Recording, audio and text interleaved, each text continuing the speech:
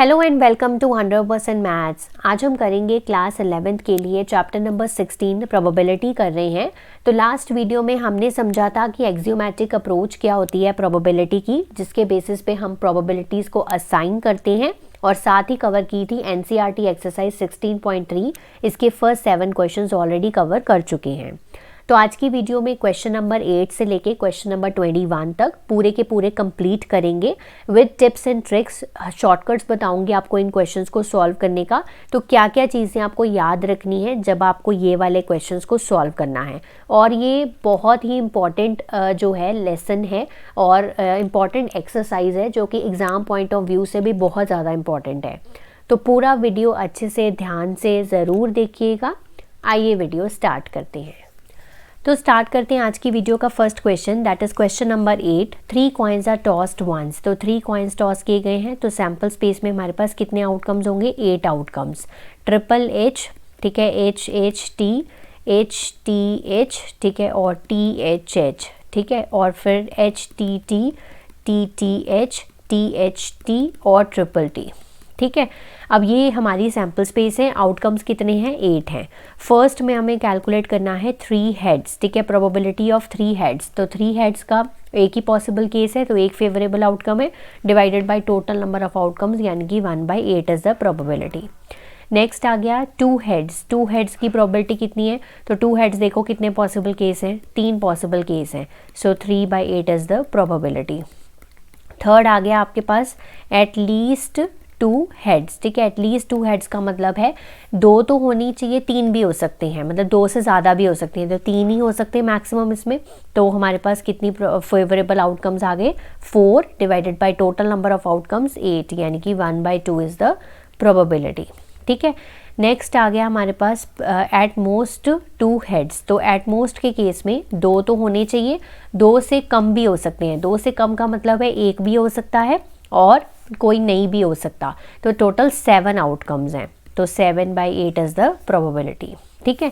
Next 5th part आ गया, हमारे पास कोई हेड नहीं चाहिए। तो हमारे पास सिर्फ एक ही आउटकम है जिसमें हमारे पास क्या एक हेड नहीं होता है, वो हमारी तीनों टेल्स होती हैं, तो 1/8 इज द प्रोबेबिलिटी, ठीक है।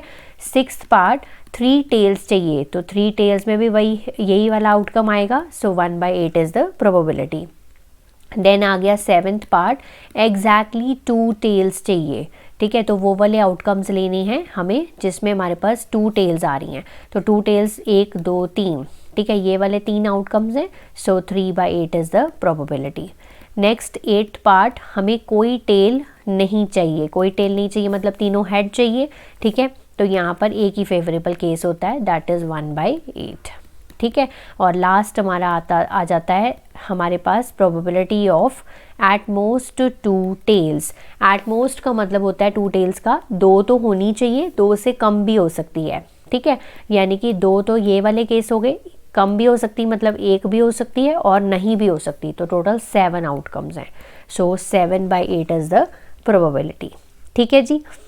नेक्स्ट क्वेश्चन है हमारा question number 9। If 2/11 is the probability of an event, ठीक है, तो इवेंट हम मान लेते हैं ए है, ठीक है। लेट प्रोबेबिलिटी जो है इसकी 2/11 है। हमें कैलकुलेट करना है पी ऑफ नॉट ए, ठीक है। सो पी ऑफ नॉट ए, तो उस दिन मैंने आपको एक फॉर्मूला करवाया था जो कि क्या बताता है, P of A is equals to 1 minus P of not A, ये करवाया था। सो पी ऑफ ए क्या है? 2/11, 1 माइनस पी ऑफ नॉट ए, ठीक है। सो पी ऑफ नॉट ए को आप इधर ले आइए, ठीक है, और 2/11 को आप इधर ले जाइए। सो 11 LCM, 11 minus 2 that is 9/11। So P of not ए की वैल्यू कितनी आ रही है? 9/11। ये आंसर है आपका, ठीक है जी। फॉर्मूला याद रखना है और वैल्यूज पुट करनी है। Question number 10। A letter is chosen at random from the word assassination. Find the probability that letter is a vowel and a consonant. ठीक है, तो बहुत सिंपल सा क्वेश्चन है, ठीक है। तो हम यहाँ पर ये पूरा का पूरा जो लेटर है, पूरा का पूरा वर्ड है वो लिख लेते हैं। तो यहाँ पर मैंने ये सारे लिख लिए, ठीक है। अब इसमें से वॉवल्स देख लेते कितने हैं और हमारे टोटल लेटर्स पहले देखते हैं, ठीक है। सो टोटल कितने हैं? 1 2 3 4 5 6 7 8 9 10 11 12 13 हमारे इसमें लेटर्स हैं इस वर्ड में, ठीक है। अब यहाँ से वोवल कौन कौन से है, ए वोवल है, आई वोवल है, ठीक है, और ओ वोवल है, ठीक है। तो कितने वोवल्स हैं यहाँ पर देखिए, तो यहाँ पर 1 2 3 4 5 6 और 6 वोवल्स हैं, और कॉन्सोनेंट कितने हो गए, कॉन्सोनेंट हो गए 7, ठीक है। अब क्या प्रोबेबिलिटी है कि वो वोवल आएगा, so probability of vowel is, favourable outcomes कितने हैं 6, टोटल आउटकम कितने हैं 13, आंसर आ गया। सो प्रोबेबिलिटी ऑफ कॉन्सोनेंट की भी ऐसे ही निकालेंगे, तो फेवरेबल आउटकम क्या है 7 और टोटल आउटकम कितने हैं 13 है, ठीक है। तो ये इसका रिक्वायर्ड आंसर है। नेक्स्ट है हमारा question number 11। In a lottery a person chooses 6 different natural numbers at random from 1 to 20। So basically हमारे पास यहाँ पर 1 से लेकर 20 तक नंबर्स हैं, और यहाँ पर हमें चूज़ करना है नंबर, पर्सन को क्या करना है, चूज़ करना है 6 डिफरेंट नेचुरल नंबर्स। कोई भी नंबर्स वो चूज़ कर सकता है, ऑर्डर नंबर का इंपॉर्टेंट नहीं है। अगर वो 6 के 6 नंबर जो हैं वो मैच कर देते हैं 6 numbers already fixed by the lottery committee, तो ही विन्स अ प्राइज़, ठीक है। तो बाई चांस अगर वही नंबर वो चूज़ कर लेता है तो वो विन करेगा प्राइज़ को। तो क्या प्रोबेबिलिटी है यहाँ पर विनिंग द प्राइज़ की? सबसे पहले ये जो चूज़ वाला चीज़ आई है यहाँ पर न्यू है ये, ठीक है, प्रोबेबिलिटी के केस में। अब यहाँ पर हमें सबसे पहले total number of favourable outcomes निकालने होंगे, क्योंकि वो नहीं पता है हमें यहाँ पर। So total number of ways in which, ठीक है, इन विच 6 डिफरेंट जो नेचुरल नंबर्स हैं, ठीक है, 6 different natural numbers can be chosen, ठीक है। तो यहाँ पर चूज आया है तो हम क्या यूज़ करेंगे, कॉम्बिनेशन यूज़ करेंगे। सो 20 हमारे टोटल नंबर हैं, उसमें से हमें 6 जो हैं वो चूज़ करने हैं। सो 20C6 करेंगे। अब इसका फॉर्मूला लगाएंगे। So we know the formula of NCR, that is n factorial upon r factorial n minus r factorial, ठीक है। तो यहाँ से सॉल्व करो 20 फैक्टोरियल, ठीक है, divided by 6 factorial, 20 minus 6 factorial, ठीक है। 20 और नीचे 14 आ जाएगा, तो 14 तक इसको ओपन कर लेते हैं। तो 18 17 16 15 और 14 फैक्टोरियल, ठीक है, ये आ गया हमारे पास। और नीचे आया 6 फैक्टोरियल को भी ओपन कर लो, 5 4 3 2 and 1 इंटू 14 फैक्टोरियल। 14 फैक्टोरियल से 14 फैक्टोरियल कटोगे, 6 3 18, 5 3 15, सो 4 4 16, सो 3 से 3 कैंसिल, 2 10 20, ठीक है। सो नीचे क्या सारे कैंसिल हो गए। सो हमारे पास आया 10 into 19 into 17 into 4 into 3, multiply करोगे तो 38760 आएगा, ठीक है। तो हमारे नंबर ऑफ फेवरेबल आउटकम्स कितने आए हैं 38760, जिसमें वो ये 6 नेचुरल नंबर्स को चूज़ कर सकता है, ठीक है। और क्या प्रोबेबिलिटी है कि विन करेगा प्राइस? तो फेवरेबल आउटकम क्या हो गया, फेवरेबल आउटकम सिर्फ एक ही होगा, क्योंकि वही नंबर जो मैच करेगा। सो 1 इज़ द फेवरेबल आउटकम, एक नंबर जैसे ही चूज़ किया और वही लॉटरी में भी निकल आया, तो एक ही फेवरेबल आउटकम है यहाँ पर। और टोटल नंबर ऑफ आउटकम्स कितने हैं 38760, तो ये आ गई इसकी प्रोबेबिलिटी, ठीक है जी। नेक्स्ट है हमारा question number 12। Check whether the following probabilities PA and PB are consistently defined. तो यहाँ पर फर्स्ट पार्ट में चेक करो, PA जो है वो 0.5 है, PB जो है वो 0.7 है, और P intersection A intersection B जो है वो गिवन है हमें 0.6। तो यहाँ पर देखो PA इंटरसेक्शन B जो है वो 0.6 जो है वो बड़ा है प्रोबेबिलिटी ऑफ A से, है ना, जबकि जो इंटरसेक्शन वाली प्रोबेबिलिटी है वो सबसे कम होनी चाहिए, है ना, PA से भी PB से भी लेस देन होनी चाहिए या बराबर होनी चाहिए। सो हम पहले केस में आंसर लिखेंगे no it is not consistently defined, as जो प्रोबेबिलिटी है A इंटरसेक्शन B की that should be less than और इक्वल टू होनी चाहिए, ठीक है, लेस देन और equal to probability of A and probability of B, ठीक है जी। सेकेंड पार्ट में PA गिवन है, PB गिवन है, PA यूनियन गिवन है, तो P इंटरसेक्शन B निकाल लेते हैं। सो फॉर्मूला लगाते हैं PA union B, PA plus PB, ठीक है, minus PA intersection B। Put करो वैल्यूज 0.8, 0.5, 0.4, 0, ये हमें निकालना है PA इंटरसेक्शन B, ठीक है। PA इंटरसेक्शन B को मैं इधर लेके आ रही हूँ और 0.8 को मैं राइट साइड पे ले जाऊंगी। तो 0.1 आई तो बिल्कुल ठीक है वैल्यू पे इंटरसेक्शन बी की, ठीक है, कम है ये सभी प्रोबेबिलिटी से, so yes it is consistently defined. तो इस तरह से आपको ये चेक करके बताना है। Clear? Question number 13, fill in the blanks in the following table. तो हमें सिंपल फॉर्मूले से ये निकालने हैं। तो फर्स्ट पार्ट में कैलकुलेट करने जा रही हूँ। So P A union B निकालना है। सो क्या करेंगे, P A plus P B is equal to minus P A intersection B, यही फॉर्मूला होता है। तो चलिए पुट करते हैं वैल्यूज़, 1/3, 1/5 माइनस 1/15, ठीक है। तो यहाँ पर 15 एलसीएम आ गया, 5 + 3 - 1, 8 - 1 7/15। तो पहली वाली जो प्रोबेबिलिटी है वो ये आ रही है 7/15। दूसरा पार्ट चलते हैं। दूसरे पार्ट में पुट करो वैल्यू 0.35, ठीक है, प्लस प्रोबेबिलिटी ऑफ बी हमें निकालनी है। इस साइड पे आ जाएगी probability of A union B, ये वाली, माइनस 0.25। तो 0.35 माइनस 0.25 ये हो गया 0.10, प्लस प्रोबेबिलिटी ऑफ बी 0.60, ठीक है। ये हो गया 0.6 माइनस 10 की जगह पे आप 0.1 ही रहने दे सकते हो, प्रोबेबिलिटी ऑफ बी। तो 0.5 is the probability of B, ठीक है। ये हो गया हमारा second part. Clear? Third part में हमारे पास 0.7 is equal to 0.5 plus 0.35 minus probability of A intersection B, ठीक है। तो 0.7 को हम उधर ले जाते हैं और पी ए इंटरसेक्शन बी को इधर ले आते हैं। सो 0.5 प्लस 0.35 माइनस 0.7, तो 0.50 कर लेते हैं इसको, 35 इसको ऐड करो तो ये हो गया 0.85, इसमें से 0.70 माइनस कर दो तो ये हो गया 0.15। तो ये आ गई probability of A intersection B. तो यहाँ आंसर है 0.15 और यहाँ आंसर है 0.5, ठीक है जी। नेक्स्ट आ गया question number 14, given probability of A जो है वो 3/5 है और प्रोबेबिलिटी ऑफ बी जो है वो 1/5 है, ठीक है। हमें निकालना क्या है, पी प्रोबेबिलिटी ऑफ ए और बी, ठीक है, यानी कि P of A union B, ठीक है। अब अगर एक चीज़ और गिवन है यहाँ पर, ए और बी म्यूचुअली एक्सक्लूसिव हैं। म्यूचुअली एक्सक्लूसिव का मतलब होता है उन दोनों में कुछ भी कॉमन नहीं है, तो यानी कि उनका जो इंटरसेक्शन है वो क्या है, 0 है या 5 है, ठीक है। ये यहाँ पर बहुत इंपॉर्टेंट कंडीशन है, ठीक है। तो चलिए पुट करें values, P A union B is equal to P A plus P B minus P A intersection B, ठीक है। तो वैल्यूज़ पुट करो, 3/5, 1/5 और ये इंटरसेक्शन बी 0 ही है, ठीक है। तो ये हो गया हमारे पास 5 LCM, so 3 + 1 that is equal to 4/5। So ये आ गया आपका आंसर। तो याद रखना है जब भी दो कोई इवेंट्स जो हैं वो म्यूचुअली एक्सक्लूसिव हो तो उसका मतलब है उनका जो इंटरसेक्शन है उसमें कुछ भी नहीं है, मतलब इंटरसेक्शन 0 है या 5 है। क्लियर?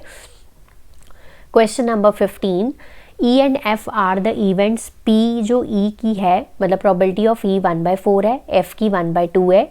ई एंड एफ का मतलब हो गया ई इंटरसेक्शन एफ, ठीक है, ये 1/8 है, ठीक है।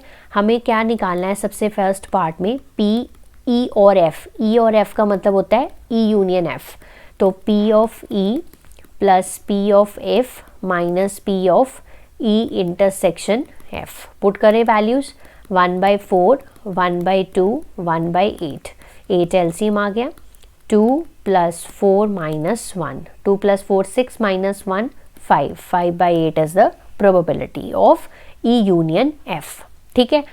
तो दूसरा पार्ट है इस क्वेश्चन का, P of not E and not F. तो यहाँ पर देखो not E and not F के लिए हमारे पास कोई डायरेक्ट फॉर्मूला नहीं है जो हम लोगों ने पढ़ा है, बट हम इसको एक लॉ से करेंगे जो कि हमने ऑलरेडी क्लास 11th में सेट्स चैप्टर में पढ़ा है, डे मॉर्गन्स लॉ, है ना। तो डे मॉर्गन्स लॉ क्या कहता है, जब ए यूनियन बी का कॉम्प्लीमेंट होता है तो वो क्या होता है, वो अलग अलग कॉम्प्लीमेंट कर देता है। जैसे ए कॉम्प्लीमेंट बी कॉम्प्लीमेंट कर दिया और साइन बीच में चेंज हो जाता है, मतलब यहाँ पर अगर इस साइड पे लेफ्ट साइड पे यूनियन है तो राइट साइड पे इंटरसेक्शन हो जाएगा। यहाँ देखो इंटरसेक्शन है तो ये यूनियन हो जाएगा, ठीक है। मतलब होल कॉम्प्लीमेंट को उसने अलग अलग कॉम्प्लीमेंट में चेंज किया और साइन भी चेंज किया। इसी चीज़ को हम यहाँ पर अप्लाई करेंगे। So this is E complement, है ना, इंटरसेक्शन क्योंकि एंड है बीच में, और एफ कॉम्प्लीमेंट, यही चीज़ है। अब हमारे पास कौन सी चीज़ बनी हुई है इसके अकॉर्डिंगली देखा जाए फॉर्मूले, तो हमारे पास ये चीज़ अवेलेबल है, A complement intersection B complement. तो ये किसके बराबर है, ये बराबर है ई यूनियन एफ का होल कॉम्प्लीमेंट, है ना, ई यूनियन एफ का होल कॉम्प्लीमेंट यही है। तो ई यूनियन एफ का होल कॉम्प्लीमेंट का मतलब हो गया ये इस तरह से है, not of E intersection E union F, sorry E union F का नॉट है ये। तो ये किसके बराबर होता है, हमने एक फॉर्मूला पढ़ रखा है, P of A is 1 minus P of not ए, यही पढ़ रखा है हमने, ठीक है। नॉट ए को हम इस तरह से ए बार भी लिख सकते हैं, ये भी लिख सकते हैं। तो ये हमारे पास ये चीज़ अवेलेबल है, ठीक है। तो ये किसके बराबर है, 1 minus P of E union F, ठीक है। So 1 minus P of E union F already हमने निकाला है, सो वैल्यू पुट करो, आंसर इज 3/8, ठीक है। Next question number 16, events E and F are such that, तो यहाँ पर भी वही देखो सेम चीज़ गिवन है, पर यहाँ पर साइन देखो और का है। तो यहाँ देखो हमने क्या करना है, ई कॉम्प्लीमेंट हो गया, यूनियन एफ का कॉम्प्लीमेंट, ये हमें गिवन है ऑलरेडी 0.25, ठीक है। हमने बताना है कि ई एंड एफ जो है वो क्या म्यूचुअली एक्सक्लूसिव हैं। तो मतलब हमने बेसिकली इस क्वेश्चन में प्रूव करना है कि ई एंड एफ म्यूचुअली एक्सक्लूसिव का मतलब है उनमें कुछ भी कॉमन नहीं है। तो यानी कि जो उनका इंटरसेक्शन है, ठीक है, probability of their intersection is 0। Answer क्या आना चाहिए, 0 आना चाहिए। मतलब जब हम प्रोबेबिलिटी निकालें ई इंटरसेक्शन एफ की तो ये आना चाहिए। तो ये हमें प्रोबेबिलिटी गिवन है, हम फिर से यहाँ per day Morgan's law use करेंगे। तो यहाँ पर मैं लिख रही हूँ डे मॉर्गन्स लॉ फिर से, ए यूनियन बी का complement is equal to A complement intersection B complement, और दूसरी तरह से होता है हमारा ए इंटरसेक्शन बी का whole complement, A complement union B complement, ठीक है। अब ये क्या हो जाएगा, अब ये देखो ये हमारे पास ये चीज़ बनी हुई है, ठीक है। अब हमने ये चीज़ बना ली यहाँ से, सो यही चीज़ बन जाएगी ई इंटरसेक्शन एफ का whole complement is equal to 0.25 given है, और ये किसके बराबर है, 1 minus P of E intersection F is equal to 0.25। तो P of E intersection F मैं राइट साइड पे लेके जा रही हूँ और 0.25 को इधर लेके आ रही हूँ। तो ये तो आ रहा है 0.75, ठीक है, जो कि 0 के बराबर नहीं है, ठीक है, is not equal to 0 here. तो मैं ठीक से करके आपको लिख कर बताती हूँ, P of E intersection F जो हमारे क्वेश्चन में आ रहा है वो 0.75 है, that is not equal to 0। So हम लिख सकते हैं यहाँ पर जो ई एंड एफ हैं they are not mutually exclusive, ठीक है। ये इस क्वेश्चन का रिक्वायर्ड आंसर है। Clear. Question number 17, A and B are the events, तो गिवन है हमें सारी प्रोबेबिलिटीज़, ठीक है। तो ये वाली जो प्रोबेबिलिटी है वो ए इंटरसेक्शन बी की प्रोबेबिलिटी है 0.16। सबसे पहले हमें निकालना है P of not A. So P of not A क्या होता है formula, P of A is equal to 1 minus P of not A, है ना, यही होता है। सो पुट करो वैल्यू 0.42, ये हो गया 1 minus P of not A. So P of not ए मैं इधर ले आई और 0.42 उधर ले गए, सो माइनस करेंगे 58, ठीक है। तो ये हमारा फर्स्ट पार्ट का आंसर है। सेकंड में पी ऑफ नॉट बी, तो पी ऑफ नॉट बी क्या होगा, that is equal to, put करो value 0.48 is equal to 1 minus P of not B, ठीक है। So P of not B is equal to 1 minus 0.48, ठीक है, तो वो हो जाएगा 0.52, राइट। थर्ड पार्ट आ गया ए और बी कैलकुलेट करना है, यानी कि आपको कैलकुलेट करना है पी ए यूनियन बी, ठीक है, जिसका फॉर्मूला क्या होता है, P A plus P B minus P A intersection B. So values put करो 0.42, 0.48 और 0.16, ठीक है। इसको हम ऐड करेंगे, सो ये आ जाएगा 0.90, 0.16 माइनस किए तो 0.74 इसका आंसर है। नेक्स्ट है हमारा क्वेश्चन नंबर 18। ये स्टेटमेंट प्रॉब्लम्स हैं बट बहुत ही आसान है, तो ध्यान से देखिएगा। In class +1 of a school 40% students जो हैं वो मैथमेटिक्स को स्टडी करते हैं, ठीक है। तो हमारे पास 40% जो बच्चे हैं वो मैथ को पढ़ते हैं और 30% जो है वो बायोलॉजी को पढ़ते हैं और 10% जो है वो दोनों ही पढ़ते हैं, ठीक है, mathematics and biology. If a student is selected at a random from the class, तो क्या प्रोबेबिलिटी है कि वो मैथमेटिक्स पढ़ेगा या बायोलॉजी पढ़ेगा, ठीक है। तो सबसे पहले हम डिफाइन कर लेते हैं यहाँ पर कि यहाँ पर हमारे पास कोई m इवेंट है, ठीक है, जो बताता है कि स्टूडेंट जो है दैट स्टडी द मैथमेटिक्स, ठीक है, स्टूडेंट स्टडी मैथमेटिक्स, ठीक है, मैं शॉर्ट में ही लिख रही हूँ यहाँ पर। और b जो इवेंट है वो बताता है कि स्टूडेंट स्टडी बायोलॉजी, ठीक है। तो हमारे पास प्रोबेबिलिटी ऑफ m क्या आ जाएगा, 40% गिवन है यहाँ पर, सो 40/100 ये हो गया 0.40। ऐसी प्रोबेबिलिटी ऑफ बायोलॉजी जो है वो है 30/100 दैट इज इक्वल टू 0.30, ठीक है। और उसने बोला दोनों ही पढ़ते हैं, सो ये हो गया हमारे पास इंटरसेक्शन ऑफ बी, यानी कि 10/100 0.10। हमें कैलकुलेट करना है मैथमेटिक्स और बायोलॉजी, यानी कि m यूनियन b कैलकुलेट करना है। सिंपल फॉर्मूला लगाइए, m union b is equal to m p of b minus p of m intersection b, ठीक है। अब यहाँ पर p ऑफ m क्या है, 0.40, 0.30 माइनस 0.10, तो ये हो गया 0.60, ठीक है। तो मतलब 60% जो स्टूडेंट्स होंगे वो क्या होंगे, मैथमेटिक्स और बायोलॉजी दोनों ही पढ़ सकते हैं, ठीक है। He will be studying mathematics और बायोलॉजी, दोनों में से कोई भी पढ़ सकते हैं, right. Question number 19. In an entrance test that is graded on the basis of 2 examinations, the probability of random chosen student passing the first examination is 0.8, ठीक है। तो हम यहाँ पर पहले इवेंट्स यहाँ पर डिफाइन कर लेते हैं।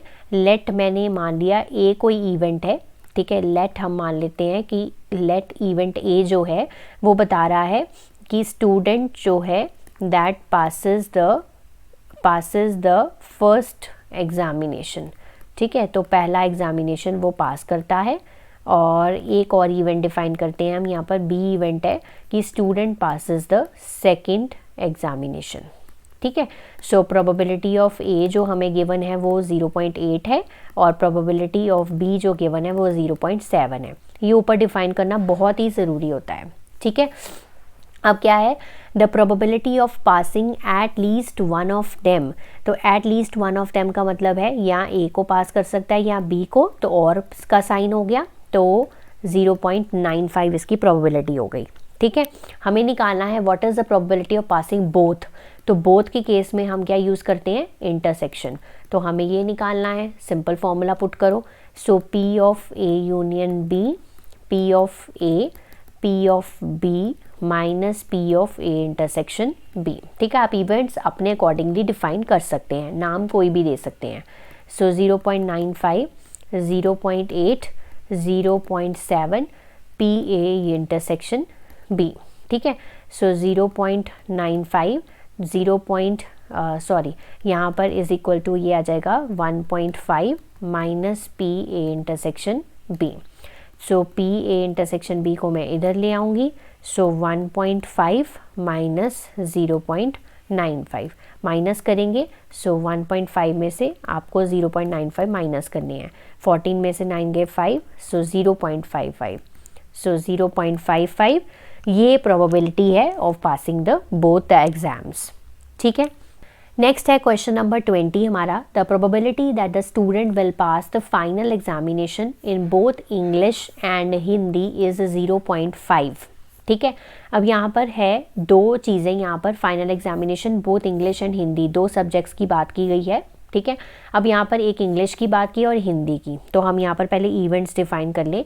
तो यहाँ पर मैंने इवेंट मान लिया कि प्रोबेबल लेट हमारे पास कोई इवेंट है ई, तो यहाँ पर स्टूडेंट जो है that passes the English examination, ठीक है, इंग्लिश एग्जामिनेशन, राइट। और एच कोई इवेंट है जिसमें स्टूडेंट जो है वो हिंदी एग्जामिनेशन को पास करेगा, ठीक है। अब फिर से क्वेश्चन को पढ़ते हैं।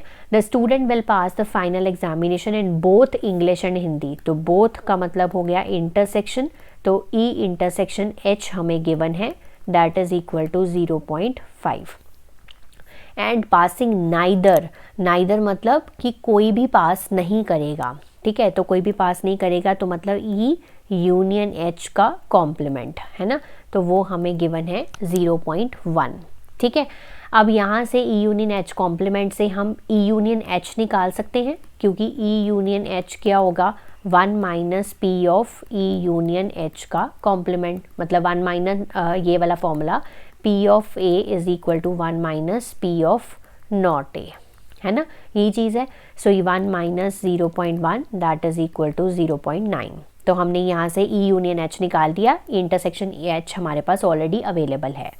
अब इंग्लिश एग्जामिनेशन को पास करने के लिए प्रोबेबिलिटी जो गिवन है वो गिवन है हमें 0.75, ठीक है, ये गिवन है। हमें निकालना है प्रोबेबिलिटी क्या पास करेगा वो हिंदी एग्जामिनेशन की, कितनी प्रोबेबिलिटी है पास करने की। तो बेसिकली हमें बस ये चीज़ से ये चीज़ निकालनी थी, ठीक है। तो अब हम आराम से कर सकते हैं। सो ई यूनियन एच की प्रोबेबिलिटी है 0.9, ई की है 0.75, ठीक है, एच की है probability of H minus intersection H की हो गई 0.5, ठीक है। सो यहाँ पर 0.75 में से 0.50 माइनस करेंगे, 0.25 रह गया, और प्लस पी एच, और इधर 0.9 है।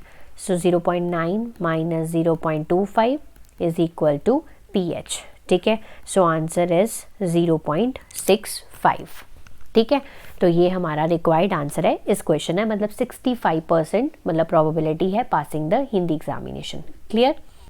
Next, last question number 21. In a class of 60 students, 30 opted for NCC, 32 opted for NSS and 24 opted for both NCC and NSS. तो दो हमारे इवेंट्स हैं जो NCC और NSS को डिफ़ाइन करेंगे यहाँ पर, ठीक है। तो यहाँ पर सबसे पहले हम यहाँ पर ए इवेंट डिफ़ाइन करेंगे, ठीक है। इवेंट ए हमने डिफ़ाइन कर दिया कि स्टूडेंट हैज़ ऑप्टेड, ठीक है, स्टूडेंट जो है वो NCC में है, स्टूडेंट इन एनसीसी, और बी हम इवेंट डिफाइन करेंगे स्टूडेंट इन एनएसएस, ठीक है। अब यहाँ पर सबसे पहले गिवन है 30 ऑप्टेड फॉर एनसीसी, सो हमें नंबर ऑफ जो स्टूडेंट्स हैं वो 30 गिवन है ए मतलब एनसीसी में, number of students A event में कितने हैं 30 हैं। एनएसएस में कितने हैं, number of students in NSS that is 32, and 24 opted for both NCC and NSS. So यानी कि ए इंटरसेक्शन बी जो है वो कितना गिवन है हमें, N of A intersection B ये हमें गिवन है 24 है, ठीक है। So 24 opted for both NCC and NSS. पहले यहाँ पर ये बात क्लियर होनी चाहिए कि ये हमें प्रोबेबिलिटीज़ गिवन नहीं है, ये हमें नंबर गिवन है, क्योंकि टोटल नंबर ऑफ स्टूडेंट कितने हैं 60 हैं। तो उसमें से कहा 30 ऑप्ट कर रहे हैं एनसीसी पे, 30 ऑप्ट करें एनएसएस में, तो प्रोबेबिलिटी हमें निकालनी है। सो प्रोबेबिलिटी क्या होता है, favourable outcome divided by total outcome. तो 30 स्टूडेंट्स ए में हैं और 60 हमारे टोटल हैं। सो प्रोबेबिलिटी ए की जो है वो 1/2 है, ठीक है। यहाँ भी इसको ऐसे ही रहने देते हैं। सो प्रोबेबिलिटी ऑफ बी जो है वो क्या हो जाएगा हमारा 32, ठीक है, बाय 60, ठीक है। और प्रोबेबिलिटी जो ऑफ ए इंटरसेक्शन बी कितनी है 24/60। पहली बात तो ये हमें क्लियर होना चाहिए। चलिए हमारा फर्स्ट पार्ट क्या निकालना है, स्टूडेंट ऑप्टेड फॉर एनसीसी और एनएसएस, यानी कि हमें यहाँ पर निकालना है ए यूनियन बी की प्रोबेबिलिटी। वो तो बहुत आसानी से निकल आएगी, फर्स्ट फॉर्मूला लगाएंगे फर्स्ट पार्ट में 30/60 प्लस यहाँ पर मैं फॉर्मूला लगा रही हूँ P of A union B वाला। सो 30/60, 32/60, इसीलिए मैंने इसकी कटिंग नहीं की थी क्योंकि नीचे डिनोमिनेटर सब में सेम है तो आसानी रहेगी। सो 30 + 32 - 24, ठीक है। तो ये हमारे पास आ जाएगा, ये हो गया 62 - 24/60, तो ये हो गया हमारे पास 38/60 दैट इज़ इक्वल टू 19/30।